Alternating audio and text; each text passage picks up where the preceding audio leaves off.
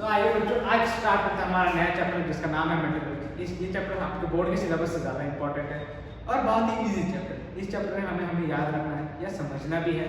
याद किन चीज़ों को रखना है, हमें अलग अलग कोर्स के नाम याद रखने हैं और कुछ प्रोसेसेस हैं, वो प्रोसेसेस कैसे काम करते हैं, क्या काम करते हैं, उन प्रोसेस को हम पढ़ते हैं, उन चीज़ों को ध्यान देना। प्रोसेसेस मेनली हैं जो यहाँ पे मेटल्स के एक्सट्रैक्शन की प्रोसेस, उन प्रोसेस को कैसे ध्यान रखना है। और अगर बहुत सारे मेटल्स को मैंने मिक्स किया या मेटल नॉन मेटल को मिक्स किया तो वो मिक्सचर क्या बनता है, उसको कहाँ यूज करते हैं, यही सारी चीज़ें पढ़नी है। तो स्टार्ट करते हैं चैप्टर मेटलर्जी।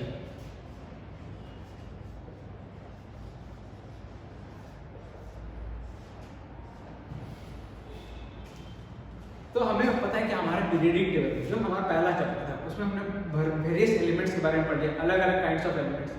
तो एलिमेंट्स को हमने बेसिकली 4 कैटेगरीज में डिवाइड किया। बताइए किसमें? मेटल, नॉन मेटल, फिर नोबल गैस एंड मेटलर्ड्स। आप लोगों को मेटल नॉन मेटल बहुत ही आप लोगों ने जूनियर क्लास में पढ़ लिया क्या होते हैं, उनकी फिजिकल प्रॉपर्टीज क्या है, केमिकल प्रॉपर्टीज क्या है, एक दूसरे के साथ रिएक्ट कैसे है, ये सारी चीज़ें आप लोगों ने पढ़ लिया है। नोबल गैस के बारे में भी आप लोगों ने पढ़ लिया है। क्या होती है नोबल गैसेस? हाँ, यानी वो गैसेस जिसकी आउटर मोस्ट इलेक्ट्रॉनिक कॉन्फ़िगरेशन में 8 इलेक्ट्रॉन्स पहले से प्रेजेंट है। अगर 8 इलेक्ट्रॉन्स प्रेजेंट है तो कैसा बन जाता है नेचर उनका? इनर्ट। इनर्ट यानी वो किसी के साथ रिएक्ट करती है क्या? नहीं, किसी के साथ रिएक्ट नहीं करती। रिएक्ट नहीं करती तो उनका नेचर क्या हुआ? स्टेबल। तो उनको हम कहते हैं नोबल गैसेस। कौन से हमारे नोबल गैसेस हैं बताइए? हीलियम, नियन, आर्गन, क्रिप्टन, ज़ेनॉन और रेडियम। ये जो गैसेस है इनके आउटर मोस्ट पे 8 इलेक्ट्रॉन्स प्रेजेंट है, इनका ऑक्टेट कंप्लीट है और ये रिएक्टिव नहीं है नेचर। इसके बाद आता है आप पढ़ते हैं मेटलर्ड्स के बारे में। तो बताइए बेसिक डेफिनेशन क्या है मेटलर्ड्स का? मेटलर्ड्स यानी वो एलिमेंट्स जो मेटल और नॉन मेटल दोनों की तरह डील करती है।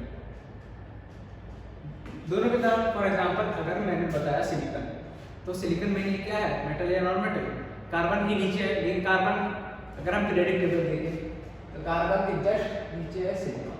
और अगर इलेक्ट्रॉनिक कॉन्फ़िगरेशन सेम रहा तो कैसे बिहेव करती है? सेम बिहेव करती है। हमने ये पीरियडिक टेबल लिखा हुआ है। तो सिलिकॉन क्या है? एक नॉन मेटल है। नहीं, सिलिकॉन क्या है? एक मेटल है। मेटलर्ड कैसे है? क्योंकि ये मेटल और नॉन मेटल की दोनों की प्रॉपर्टीज शो करते हैं। दोनों की मतलब हमने जितनी भी इलेक्ट्रिकल अप्लायंस हम घर पे यूज करते हैं, जैसे मोबाइल की चिप्स वगैरह यूज करते हैं, आप लोगों ने देखा होगा वो किससे बनी रहती है? सिलिकॉन की चिप्स से। सिलिकॉन की चिप्स से क्यों? क्योंकि वो उसे एक सर्टेन अमाउंट ऑफ एनर्जी मिलने से ही वो आगे इलेक्ट्रिसिटी को कंडक्ट कर सकती है। उससे अगर उसको लो एनर्जी मिला तो वो नहीं करेगा।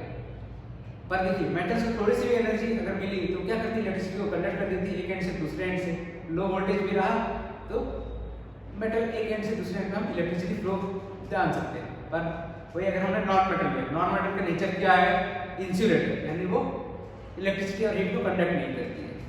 पर सिलिकॉन या बाकी जितने भी मेटलर्ड्स हमने उनको लिया तो उसका नेचर कैसा होगा? वो मेटलर्ड्स यानी वो सर्टेन अमाउंट ऑफ एनर्जी मिलने से वो आगे इलेक्ट्रिसिटी कंडक्ट करेगी। मेनली हम कहाँ पे यूज करते हैं ये सारी चीज़ों को? इलेक्ट्रिकल एप्लायंसेस में करते हैं। आइए याद करते हैं या देखते हैं कौन सी हमारी मेटलर्ड्स है।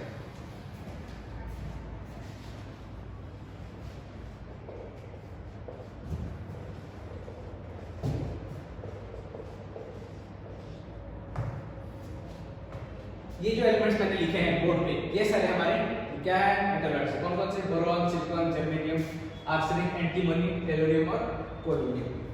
ये हमारे मेटलर्ड्स है। अभी इन्हें याद कैसे रखना है? देखिए शॉर्ट में इसमें याद रखेंगे बाबा, ये फिर सिंह, फिर जी, फिर असली, साबुन, तेल, पोते। बाबा सिंह जी, असली, साबुन, तेल, पोते। अगर ये आपने ट्रिक याद रखा तो आपको मेटलर्ड्स के केस में कभी कंफ्यूजन नहीं होगा। और ये सारी एलिमेंट्स पीरियडिक टेबल में मेटलर्ड्स। मुझे आशा है कि आप लोगों को ये चीज़ याद रह जाएगी। अब 2-3 जो बेसिक चीज़ें हमें याद रखनी चाहिए या समझनी चाहिए, या आपको जनरल नॉलेज के लिए कोई भी पूछ सकता है। अगर पूछा कि सबसे मोस्ट अबंडेंट नॉन मेटल कौन सा है अर्थ क्रस्ट पे, आंसर क्या होगा उसका? ये है नाइट्रोजन। वैसे मोस्ट अबंडेंट मेटल अगर आपको कोई किसी ने पूछा कौन सा है, ये है एल्यूमिनियम। बाकी बेसिक प्रॉपर्टीज आपको पता है कि कि मेटल्स का बेसिक प्रॉपर्टी क्या है, फिजिकल प्रॉपर्टी में कैसी दिखती है, वो सॉलिड होती है एक्सेप्ट सोडियम एंड पोटेशियम, वो सॉफ्ट मेटल है। सॉफ्ट मेटल यानी मैं उसे नाइफ से इजीली कट कर सकता हूँ। और अगर मैंने कहा लिक्विड मेटल कौन सा है, वो है मरकरी। ऐसा मेटल बताइए जो जिसके मेल्टिंग पॉइंट और बॉइलिंग पॉइंट लेस है, कौन सा है, वो गैलियम। ठीक है, अब हमें पता है अपने पीरियोडिक टेबल में टोटल कितनी नॉन मेटल्स हैं, टोटल 11 नॉन मेटल्स हैं। 11 नॉन मेटल्स में से आपको अगर पूछा गया कि नॉन मेटल्स का फिजिकल फॉर्म बताइए, हाँ तो आप बताइए नॉन मेटल तीनों फॉर्म में एग्जिस्ट करते हैं, सॉलिड, लिक्विड और गैस। अगर सॉलिड में आपको पूछा गया तो क्या बताएंगे, सल्फर, फास्फोरस। ये जो नॉन मेटल्स है वो सॉलिड फॉर्म में एग्जिस्ट करती है।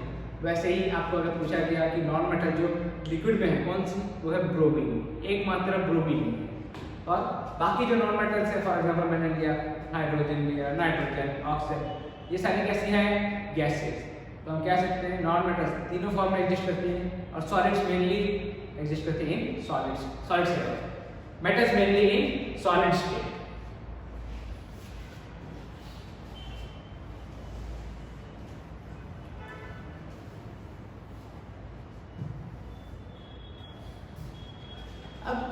इस चैप्टर में इन सारी चीजों का रिलेशन क्या है मेटलर्जी में, मेटलर्जी जो चैप्टर है इसलिए पढ़ते हैं ताकि हम जान सकें कि मेटल्स का एक्सट्रैक्शन हम कैसे कर सकते हैं। क्योंकि हमें पता है मेटल्स क्या है, मेटल्स हमें कहाँ मिलती है, अर्थ क्रस्ट में मिलती है, जमीन में मिलती है। तो जमीन में डायरेक्टली हमें, अगर मैंने जमीन को खोदा डायरेक्टली आयरन मिल जाएगा क्या, नहीं मिलता है। और आपने ये देखा होगा कि जमीन पे आपने कभी भी मैग्नेट को घुमाया होगा ऊपर से, तो आपने देखा होगा कि कुछ मैग्नेटिक पार्टिकल्स आके मैग्नेट में चिपक जाते हैं। वो आयरन है क्या पूरी की पूरी, नहीं, वो आयरन के साथ बाकी सब कुछ भी है, बाकी सब कुछ यानी बाकी इम्प्योरिटीज। उन इम्प्योरिटीज को हम कैसे रिमूव करें और मेटल्स को हम प्रॉफिटेबली कैसे निकालें, उसी चीज को, उसी प्रोसेस को हम कहते हैं मेटलर्जी। तो आइए कुछ बेसिक डेफिनेशन देखते हैं। अगर मैंने मेटलर्जी बोला तो मेटलर्जी क्या होगा, it is the profitable extraction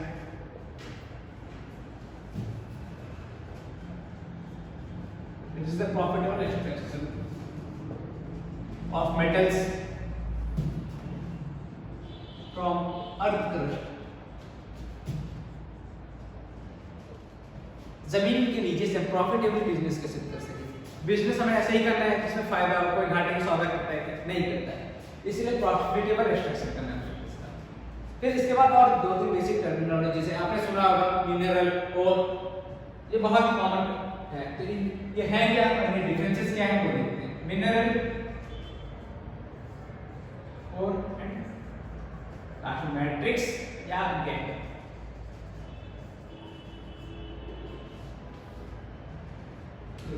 mineral क्या होता है, अगर मैंने जमीन से कुछ भी अमाउंट ऑफ मेटल निकाला तो उसी को हम कह सकते हैं मिनरल, यानी अर्थली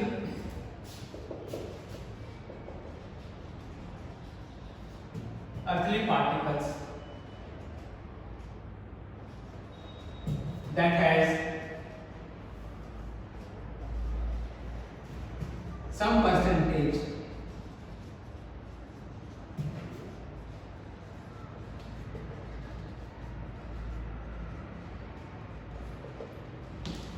यानी जमीन के अंदर से मैंने अगर कुछ बड़े से पत्थर निकाले, कुछ भी निकाला और उसमें थोड़ी सी भी अमाउंट, थोड़ा कम रहे ज्यादा कुछ भी रहे, लेकिन उसमें अगर मेटल है तो उसको डिफाइन कर सकते हैं क्या, अब बताइए। देखो ये भी बहुत common term in the sense, यानी मिनरल और ओर एक जैसे सुनने में है। अगर मैंने ओर का, ओर में क्या होता है, एक ही सबसे ज्यादा, इसमें जो मेटल का परसेंटेज है वो हाई रहेगा। हम क्या कहेंगे इसमें, earthly particles from which metals can be extracted profitably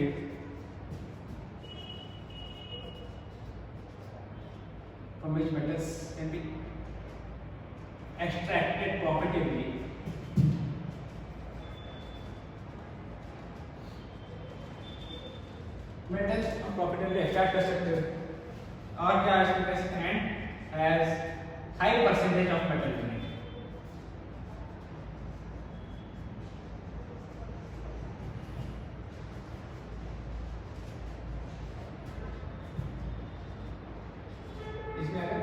percentage of metal जो रहेगा हाई रहेगा तभी हम इसे कहेंगे ओर। अब बताइए सारे मिनरल और होंगे क्या, ये सारे और मिनरल हो सकते हैं क्या? इन दोनों में से आप बताइए क्या होगा? क्या ये सारे मिनरल और बनेंगे? ये सारे और मिनरल बनेंगे क्या? देखिए जितने भी ओर्स हैं वो मिनरल तो बनेंगे ही बनेंगे। क्यों? क्योंकि उनपे कुछ amount highest percentage of metal है।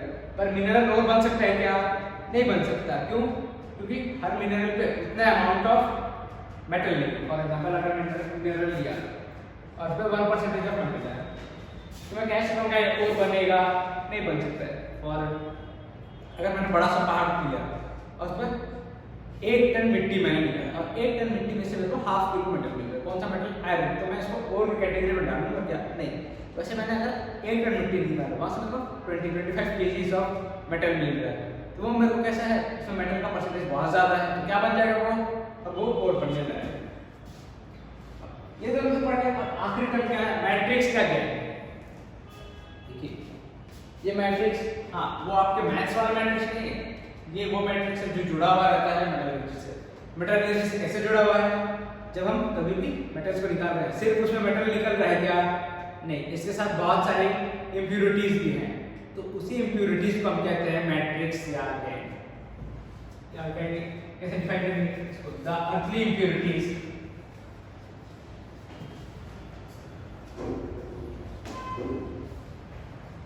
Earthly impurities attached to the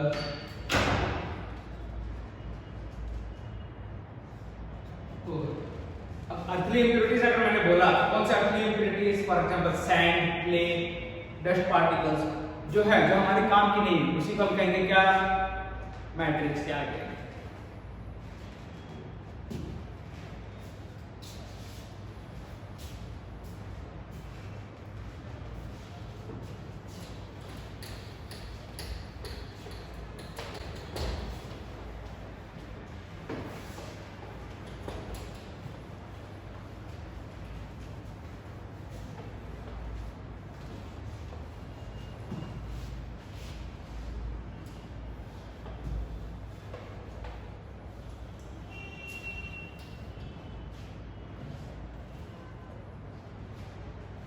अच्छा अब बताइए हमने मेटल्स के बारे में चीजें पढ़ ली। अब बताइए मेटल्स का नेचर कैसा है? इलेक्ट्रोपॉजिटिव या इलेक्ट्रोनेगेटिव? हाँ, मेटल्स का जो नेचर है वो इलेक्ट्रोपॉजिटिव है। इलेक्ट्रोपॉजिटिव का मतलब यानी वो चाहती है कि अपने आउटरमोस्ट ऑर्बिट से या बैलेंस से इलेक्ट्रॉन्स को लूज करने का। लूज करने हेतु अगर उसने इलेक्ट्रॉन्स को लूज किया तो क्या होगा? वो nearest double gas configuration achieve करेगी। अचीव करने से वो बनेगा स्टेबल। कब? जब वो कंपाउंड फॉर्म कर रहे हैं किसी के साथ या रिएक्शन पे जा रहे हैं। वैसे ही अगर मैंने पूछा कि नॉन मेटल्स का नेचर क्या है तो आंसर हो क्या? इलेक्ट्रोनेगेटिव। इलेक्ट्रोनेगेटिव क्यों? क्योंकि उनका टेंडेंसी क्या है? इलेक्ट्रॉन्स को गेन करने का, एक्सेप्ट करने का। उन्हें इलेक्ट्रॉन्स को गेन किया तो उनके आउटर मोस्ट सेल पे कैसे क्या कॉन्फिगरेशन आएगा? Inert gas configuration. Inert gas configuration यानी 8 इलेक्ट्रॉन्स आने चाहिए। 8 इलेक्ट्रॉन्स आए तो क्या बनेगा? वो स्टेबल। कब? जब वो कंपाउंड फॉर्मेशन पे जा रहा है या रिएक्शन पे आ रहा है। तो बच्चों देखते हैं हमारे सिलेबस में अब तक जो सबसे इंपॉर्टेंट कोर्स हैं तो जानने के लिए और उनको याद रखने के लिए वो सिर्फ 3 ही कोर्स हैं। कौन से? एल्यूमिनियम, आयरन और जिंक। अगर मैंने एल्यूमिनियम कोर बोला तो उसमें क्या क्या है? बॉक्साइट, क्रायोलाइट और कोरोन। बॉक्साइट क्या होता है? Hydrated aluminium oxide. हाइड्रेटेड क्यों? इस पे वाटर क्रिस्टलाइजेशन एडेड है कितनी? 2:2। इसका फार्मूला क्या होगा? Al2O3। वैसे अगर मैं आपको क्रायोलाइट बोला क्या है? Sodium aluminium fluoride. का फार्मूला होगा Na3Al6। वही अगर इसी water of hydrogen water of crystallization को अगर हमने रिमूव कर दिया क्या बचेगा? Al2O3। इसी को हम कहते हैं कोरोना। वैसे अगर आयरन की केस में रहा तो आयरन में क्या क्या है? Red haematite, brown haematite, magnetite, iron pyrite, oxide. यही है। अगर हेमाटाइट में बोला तो क्या होगा? Fe2O3। वैसे अगर मैंने ब्राउन हेमाटाइट बोला तो क्या होगा? 2Fe2O3.3H2O। 3H2O क्या है? आपका वाटर ऑफ क्रिस्टलाइजेशन। इस केमिकल नेम और फार्मूला आपको याद रखना पड़ेगा। वैसे ही जिंक में 3 ओर्स हैं। कौन से? जिंक ब्लेंड, जिंकाइट और एलाइन। जिंक ब्लेंड बोला तो ZnS यानी जिंक सल्फाइड वही जिंकाइड बोला तो जिंक ऑक्साइड ZnO, और कैलामाइड बोला तो जिंक कार्बोनेट ZnCl। यही कोर्स है, ये तीनों मेटल्स के ओर्स आपको याद रखना पड़ेंगे और ये बहुत ही ज्यादा इंपॉर्टेंट है आपके सिलेबस के अकॉर्डिंग। अब देखते हैं जो अपने अपडेटेड सिलेबस के अकॉर्डिंग हमें पढ़ना क्या है। अपडेटेड सिलेबस के अकॉर्डिंग हमें पढ़ना है एल्यूमिनियम का एक्सट्रैक्शन। एल्यूमिनियम में क्यों? क्योंकि एल्यूमिनियम सबसे ज्यादा अबंडेंट मेटल है हमारे अर्थ सरफेस पे। अब आप इन चीजों को नोट डाउन कर लीजिए, फिर हम पढ़ते हैं एल्यूमिनियम का एक्सट्रैक्शन।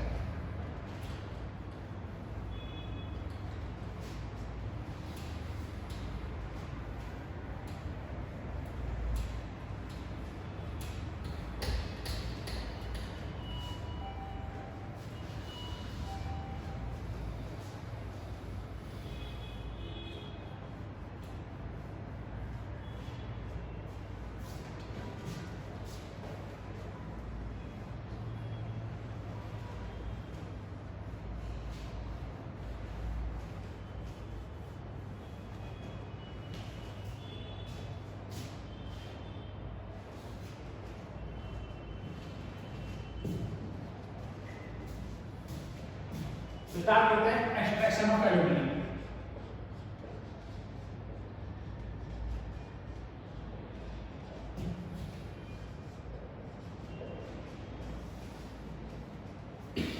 एल्यूमिनियम को हम अर्थ क्रस्ट से बात करते हैं, तो उससे पहले हम बेसिक टर्मिनोलॉजी या बेसिक चीजें पढ़ लेते हैं। एल्यूमिनियम का एटॉमिक नंबर बताइए आप। एल्यूमिनियम का एटॉमिक नंबर है 30, वही एटॉमिक मास या मास नंबर मैंने पूछा तो 27। Aluminium atomic number 30, mass number 27। वही अगर आपको मैंने पूछा नंबर प्रोटॉन कितना होगा इस पे, नंबर ऑफ प्रोटॉन कितने होंगे इस पे 30, नंबर ऑफ न्यूट्रॉन क्या होगा, mass number minus atomic number, तो 27 माइनस 14 कितना होगा, 27 माइनस 13 कितना होगा 14। वही आपको अगर पूछा कि नंबर ऑफ इलेक्ट्रॉन कितने हैं इस सेगमेंट में एल्यूमिनियम में, क्योंकि एल्यूमिनियम कैसा है, न्यूट्रल है, तो जितना ही पॉजिटिव चार्ज होगा उतना ही नेगेटिव चार्ज। तो पॉजिटिव चार्ज किसके कारण आता है, वो आता है प्रोटॉन के कारण। तो 13 प्रोटॉन है और हमारा एटम है न्यूट्रल, तो बताइए कितने इलेक्ट्रॉन होंगे इसमें, नंबर ऑफ इलेक्ट्रॉन भी कितने होंगे 13 ही होंगे। ये थी एल्यूमिनियम के बारे में बेसिक बातें।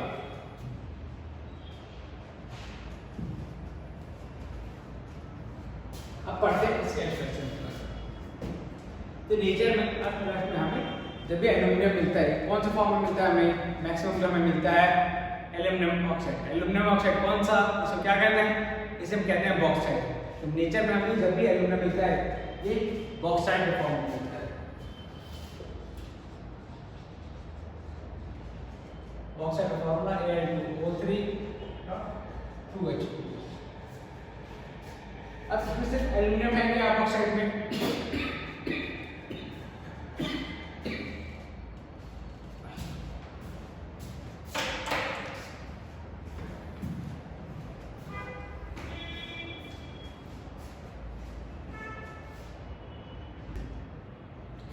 तो बच्चों अब हमें एल्यूमिनियम के कंस्ट्रक्शन के बारे में जानना है। अब जानते हैं एल्यूमिनियम के बारे में कुछ बेसिक चीजें जो अपने जूनियर क्लासेस में जान लिया था, और अब थोड़ा सा रिवाइज कर लेते हैं। अब अगर मैंने पूछा एल्यूमिनियम का एटॉमिक नंबर कितना होगा, एटॉमिक नंबर है 30, वही अगर मैंने इसका मास नंबर बोला कितना होगा 27। अब अगर आपको किसी ने पूछ लिया कि एल्यूमिनियम के एक एटम में कितने प्रोटॉन है, तो उसे किसके बराबर होता है, वो बराबर होता है नंबर ऑफ एटॉमिक नंबर के बराबर। तो यहाँ पे अगर मैंने बोला था नंबर ऑफ प्रोटॉन क्या होगा, फिर एटॉमिक नंबर बराबर, और एटॉमिक नंबर क्या है इसका 30, तो नंबर ऑफ प्रोटॉन क्या होगा 30। वही अगर आपको किसी ने पूछ लिया इसका मास नंबर क्या है, तो मास नंबर है 27। और अगर एक एटम में किसी ने आपको पूछ लिया कि इसमें कितने न्यूट्रॉन है, तो क्या होगा इसको, क्या लिखेंगे हम, नंबर ऑफ न्यूट्रॉन निकालना ना, क्या करते हैं mass number minus atomic number, तो 27 माइनस 13 क्या होगा 14। तो एक एटम अगर मेरे पास एल्यूमिनियम है उसमें कितने प्रोटॉन होंगे 30, और उसमें कितने न्यूट्रॉन 14। वही अगर आप मैंने पूछा आपको नंबर ऑफ इलेक्ट्रॉन कितने होंगे बताइए, क्योंकि एटम कैसा है, इलेक्ट्रिकली न्यूट्रल, इसमें किसी भी तरह चार्ज है क्या अभी तक नहीं, इलेक्ट्रॉन्स का एक्सचेंज हुआ है क्या नहीं, अगर इलेक्ट्रॉन्स का एक्सचेंज नहीं हुआ है तो नंबर ऑफ प्रोटॉन किसके बराबर होंगे, नंबर ऑफ इलेक्ट्रॉन्स के बराबर कितना होगा, नंबर ऑफ इलेक्ट्रॉन भी क्या होगा 3। फिर आगे देखते हैं, ये तो थी बेसिक चीज। अब हम पढ़ते हैं इसका एक्सट्रैक्शन, इसको अस्पष्ट से बाहर कैसे निकालना है, प्रॉपर्टी अपने यूज के। तो ये किसके एल्यूमिनियम डायरेक्टली अगर मैंने जमीन को एल्यूमिनियम मिल जाएगा क्या, नहीं मिलेगा, इसके फॉर्म में मिलता है हमें ओर के फॉर्म में। तो एल्यूमिनियम का सबसे ज्यादा मिलने वाला ओर कौन सा है, बॉक्साइट।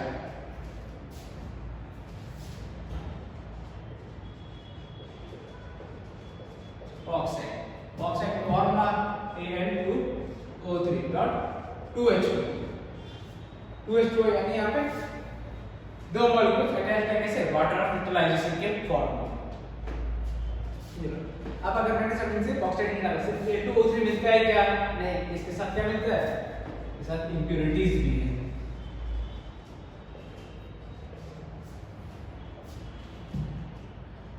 थोड़ी देर पहले आपने देखा कि बॉक्साइट की दो वेरिएशंस थी, रेड बॉक्साइट और ब्राउन बॉक्साइट। रेड और ब्राउन क्यों, रेड और ब्राउन से कलर में चेंज कर सकते हैं, कलर में चेंज क्यों, अगर इंप्योरिटीज में आयरन रहा तो वो बन जाएगा रेड, तो उसको कहते हैं रेड बॉक्साइट। वही अगर इंप्योरिटीज में सिलिका रहा SiO2 तो कैसा बन जाता है, ब्राउन, इसलिए हम इसे कहते हैं ब्राउन बॉक्साइट। बाकी जो जनरल फार्मूला है जिसका हमें काम है कौन सा है वो सेम रहेगा। अब इसका एक्सट्रैक्शन क्या करते हैं हम, बॉक्साइट लिया हमने Al2O3.2H2, इसी के साथ हम रिएक्ट कराते हैं सोडियम हाइड्रोक्साइड।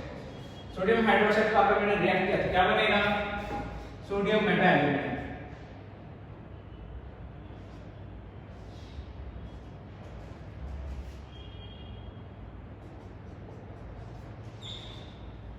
एक सेकंड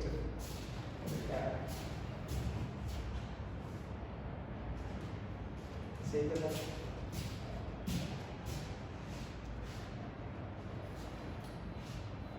अब बॉक्साइट हमने सोडियम हाइड्रोक्साइड के साथ रिएक्ट किया यानी बेस के साथ रिएक्ट किया, क्या होता है सोडियम मेटाएल्यूमिनेट और बनता है हमारे साथ उसके साथ वाटर मॉलिक्यूल। तो हम क्या लिखेंगे इसको, सोडियम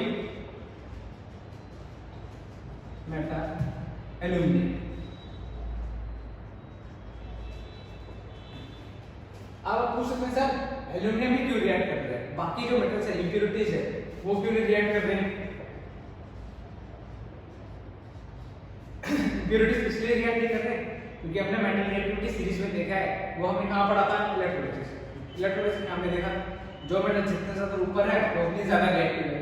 अगर मैं यहाँ पे आयरन इंप्योरिटीज प्रेजेंट है, आयरन कहां है इलेक्ट्रोकेमिकल सीरीज में नीचे प्रेजेंट है, तो सोडियम हाइड्रोक्साइड के साथ रिएक्ट करेगा क्या, नहीं, कौन रिएक्ट करेगा, सिर्फ हमारा एल्यूमिनियम ऑक्साइड। ये रिएक्ट किया और बनेगा सोडियम मेटाएल्यूमिनेट। अब इसके साथ जो इंप्योरिटीज है वो बाहर निकलते हैं और ये इंप्योरिटीज ऐसी के वैसे ही रहेगी। ये इंप्योरिटीज नहीं, ये इंप्योरिटीज रेड कलर का प्रेसिपिटेट फॉर्म करती है, वो इनसॉल्युबल होती है, इसी को हम कहते हैं रेड मड। क्या कहते हैं इसे, रेड मड। अगर ये प्रेसिपिटेट के फॉर्म में आ गई तो अब हम सोडियम मेटाएल्यूमिनेट को बाहर निकाल सकते हैं। बाहर निकालने का हम क्या करेंगे, हम इसको हाइड्रोलाइसिस करेंगे। हाइड्रोलाइसिस मतलब इसको हम रिएक्ट करेंगे वाटर के साथ। अगर मैंने वाटर के साथ रिएक्ट किया तो ये बनता है एल्यूमिनियम हाइड्रोक्साइड और उसके साथ ये बनाता है सोडियम हाइड्रोक्साइड।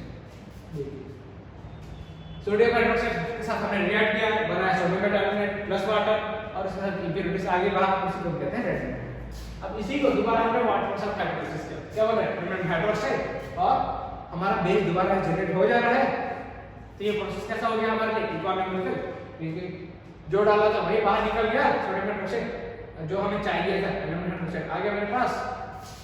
अब एल्यूमिनियम हाइड्रोक्साइड से क्या होगा, देखो एल्यूमिनियम हाइड्रोक्साइड से इसको हमने दोबारा हीट किया हाई टेंपरेचर पे, कितना नियरली 1000 डिग्री सेल्सियस पे, क्या बनेगा एल्यूमिनियम ऑक्साइड प्लस वाटर दोबारा बाहर। तो प्रोसेस ये क्या हो रहा है, एल्यूमिनियम ऑक्साइड को एल्यूमिनियम ऑक्साइड में कन्वर्ट कर रहे हैं। आप पूछिए सर फायदा क्या, इसको डायरेक्टली हीट किया, अगर मैंने बॉक्साइड को डायरेक्टली हीट किया तो डायरेक्टली वाटर क्रिस्टलाइजेशन बाहर निकल जाएगा और हमें मिल जाएगा ये। नहीं बेटा ऐसा नहीं होगा, क्योंकि अगर तुम डायरेक्टली हीट कर रहे हो तो उसको क्या मिलेगा, उसके साथ बहुत सारी इम्प्यूरिटीज है, वो इम्प्यूरिटीज इस वाटर ऑफ क्रिस्टलाइजेशन में बाहर निकल रही है। तो हमें क्या चाहिए था, A2O3 से A2O3 ही आ रहे हैं, लेकिन क्या कर रहे हैं, यहाँ पे जो A2O3 था बॉक्साइड था, यहाँ पे बाकी अदर भी मेटल्स थे, इम्प्यूरिटीज थे, वो हमें चाहिए थी, हमें चाहिए थे सिर्फ A2O3 आ गए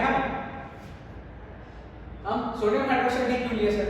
हाँ, सोडियम हाइड्रोक्साइड इसीलिए लिया बेटा क्योंकि ऐसा है, सोडियम हाइड्रोक्साइड का नेचर क्या है, स्ट्रॉन्ग बेस है, स्ट्रॉन्ग बेस है इजीली रिएक्ट करेगा, और इजीली रिएक्ट करने का क्या हो रहा है, ये सोडियम मेटाइलेट बना रहा है, उसी को हाइड्रोलाइसिस करने से दोबारा से रीजनरेशन हो रहा है इसी का,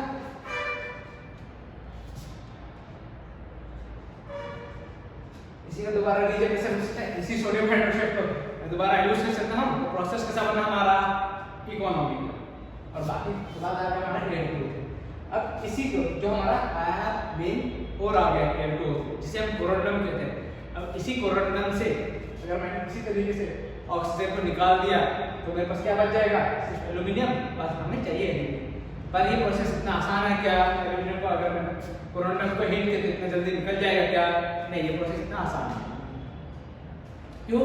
क्योंकि ऑक्सीजन और एल्यूमिनियम के जो बॉन्ड है वो बहुत ही स्टेबल बॉन्ड है, वो इतनी जल्दी टूटता नहीं है। मैं अगर कोई नॉर्मल रिड्यूसिंग एजेंट यूज करूं जैसे कार्बन मोनोऑक्साइड, ये इसको बाहर निकाल सकते हैं क्या, इस ऑक्सीजन को, ये इस ऑक्सीजन को बाहर नहीं निकाल सकते। इसके लिए हम करना पड़ता है एक स्पेशल प्रोसेस, जिसे कहते हैं हम हॉल हेराल्ड प्रोसेस। ये हम आगे की क्लास में पढ़ेंगे, तब तक आप उन चीज़ों को अच्छे से पढ़ लीजिए, समझ लीजिए। ठीक।